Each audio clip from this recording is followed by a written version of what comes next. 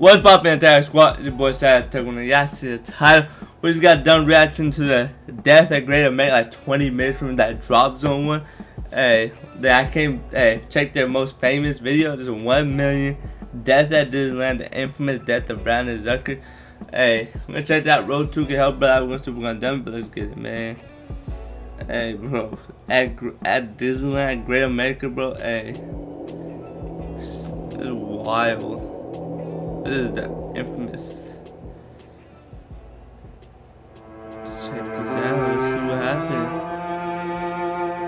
Welcome to Disneyland Resort. In September of 2000, a long day at Disneyland for Brandon Zucker and his family was coming to an end when the happy attendees decided they would go on one last ride to round off the day. The ride they decided on... I have to stop you right there, bro. Bro, one more ride, bro, dude. Like, what, bro? Last ride of the day, bro. And it ends like that. The Roger Rabbit cartoon spin, which debuted 6 years earlier in January of 1994. The ride is based on the Academy Award-winning hit film Who Framed Roger Rabbit and was a fan favourite in the park at the time. The ride itself was a zigzagging taxi filled with wicked weasels and other surprises. The riders would have to board a yellow taxi cab which seated two people. Kill someone? The cabs would then exit the loading area once the traffic light had turned green, and guests would race around Toontown as their cab would spin 360 degrees. That looked like a good ride too, bro. Like, I understand why they try to end it off with this ride. End the day off with this one. The Zuckers, who lived in Canyon County in northern Los Angeles, had arrived at the park at around 11 AM. It was just after 10 PM when Brandon, who was wearing tennis shoes and Mickey Mouse ears, jumped into the taxi cab with his 6-year-old brother, Nicholas, and his mother, Victoria, who took control of the wheel. Brandon was sat near the opening on the passenger side door. Brandon's father, David, and grandmother Jean Kurland followed them and was sat in the car behind. Just as it did before, the traffic light in the loading area turned green and the family were off, unbeknown of the horror that was about to proceed. That's what I'm saying. What even happened? Within minutes, disaster struck. After Brandon's mother bent down to pick something up, Brandon fell out of the cab. According to his father, who witnessed this from behind, Brandon didn't even have enough time to scream for help. It all happened so quickly. His father then yelled, Brandon fell out of the car. He's underneath the car, get him out.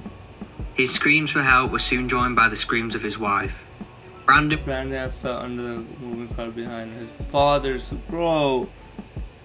Come on, bro. What the hell? Get him out. His screams for help were soon joined by the... I feel like, oh my god. That mom's gonna regret whatever. Like, she was trying to pick something up. Like, she probably was hugging the kids. She probably wanted to go pick something up. That dude probably fell out. Bro, she probably gonna regret that for the rest of her life. He's underneath the car. Get him out. His screams for help were soon joined by the screams of his wife. Brandon was now trapped and pinned down under the yellow taxi cab. David rushed out of his moving carriage, urgently trying to stop the car, which dragged the youngster about 10 feet before stopping in the Born a China Shop section of the ride. He tried to lift the car off of Brandon, but it wouldn't budge. At this point, Brandon was not moving. He was trapped between the center bar and the vehicle's right side. His grandmother gently stroked the small boy's hand, attempting to console him, but he remained unconscious with his hands trembling. At this point, the ride attendant knew something was wrong. The ride's so simple, bro. This ride that's not even going, like, not even like a drop. It's not like a crazy drop zone, like nothing, bro. Like, that's a... And shut off the little ride. Kid's ride. Brandon's father then ran to him and screamed at the man, "My child is stuck under the car. Help me." After pressing the emergency button on the control panel, he allegedly ran with David to the small boy and tried to help him, whilst another one was urged to call 911. The lights then came on and the ride was evacuated. However, according to witnesses Alison Fields and her husband Frank Leon, they saw David pleading for help and assistance. The ride operator originally went with David, but then returned, which prompted him to return for a second time. According to Fields, a number of men moved to assist him, but Disneyland employees warned them to remain back. David came back for a third time, and ride operators simply ignored him. After the third time, guests ignored Disneyland officials, and approximately 10 people, including Leon and his wife, jumped the barriers to assist the child. Allison claimed that she did check for a pulse, but she couldn't find one. The 10 people attempted to lift the cab off of Brandon, but were unsuccessful, and Brandon remained trapped.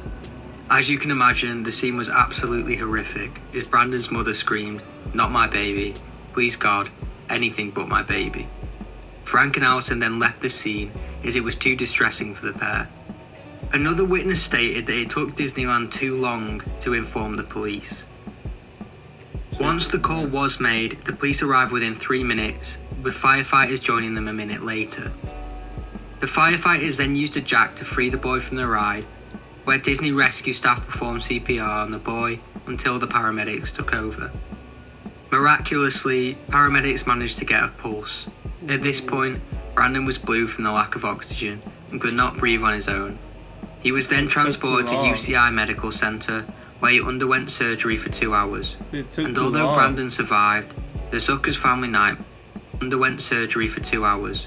And although Brandon survived, the Zucker's family nightmare was far from over. Brandon had a ruptured diaphragm, liver, and spleen, among other major internal injuries.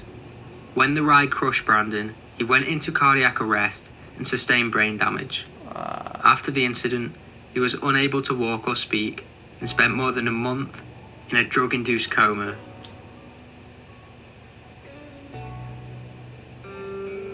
The disaster was the state's Division of Occupational Safety and Health's first significant investigation under a legislation governing amusement parks. The law made it mandatory for parks to report significant injuries and accidents, and also gave the state power to investigate and order repairs. The state ruled that Disneyland staff failed to properly load Brandon onto the ride, with the smallest child farthest from the cutout doorway. That could be one way. The smallest child. I was like, how they gonna blame the Disneyland people? But like, that is true. It's a bit like mom should have been all on the right side. I'm sorry, like mom should have been on the right.